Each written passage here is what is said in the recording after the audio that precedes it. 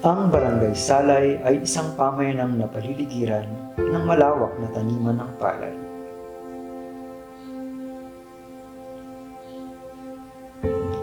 Naging angkop ang klima at lugar nito para sa pagtatanim ng palay.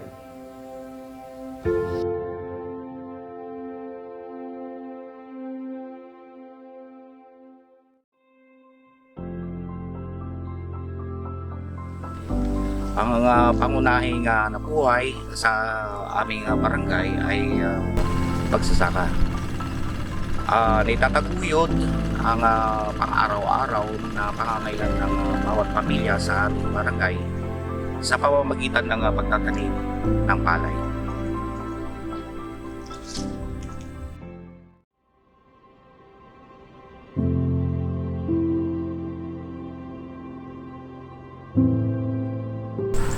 Ang hanap buhay na ito ay mahirap. Ngunit dito umaasa ang bawat pamilya.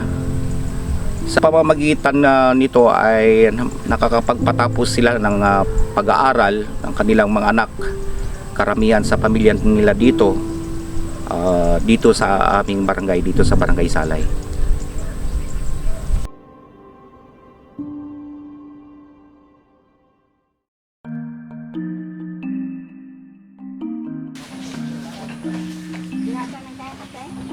Sa ngayon, ang halaga ng palay sa kalakaran ngayon ay napakababa.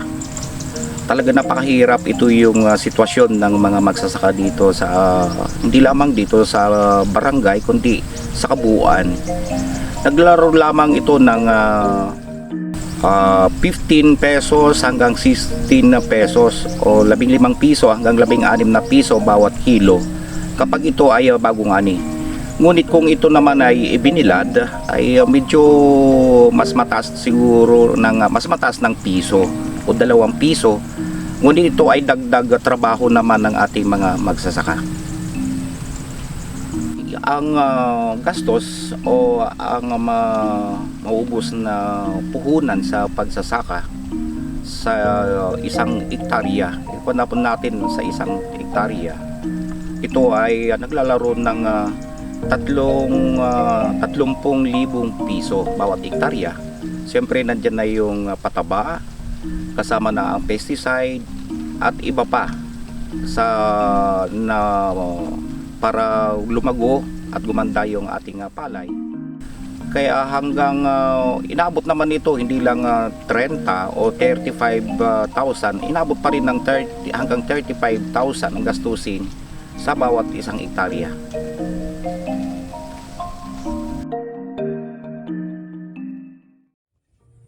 Ang unang proseso ng pagsasaka ay ang paghahanda ng lupa. Inaararo ang lupa gamit ang kalabaw o hand tractor. Babasagin o paliliitin ang tipak ng lupa at pabubulukin ito ng 5 araw at lilinangin. Habang inihahanda ang lupa, ay inihahanda na rin ang punlaan at punla. 18 hanggang 21 araw ang paghahanda ng tanim. Kinabukasan, matapos mabuhat ang tanim ay maaari na itong ilipat. Maaari na rin mag-spray ng pangkuhol.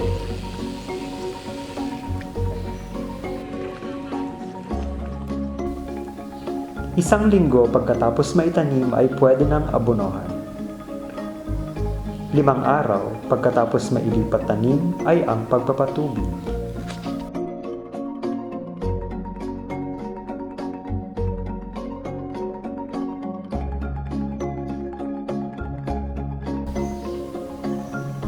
Limang araw pagkatapos maabonohan, nag-i-spray ng pestisidyo. Inuulit ang proseso ng pag-aabono at paglalagay ng insecticides depende sa pangangailangan.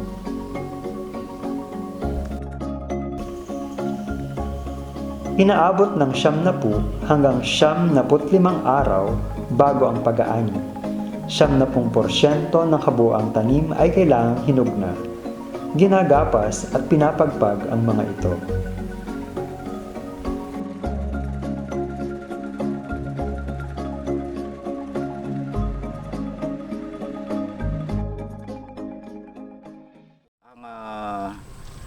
sa aming barangay ay nakapagtala ng humigit kumulang na 51 libo o 2,500 tonelada ang ani ng palay sa isang taon.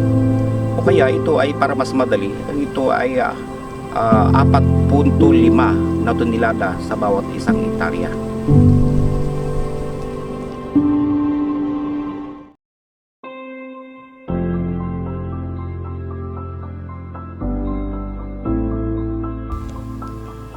Ang pagsasaka ay matagal ng bahagi ng buhay ng tao.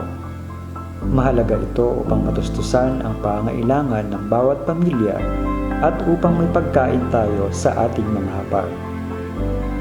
Malaki ang ambag ng mga magsasaka upang makamit ang pag-unlad ng ating bansa.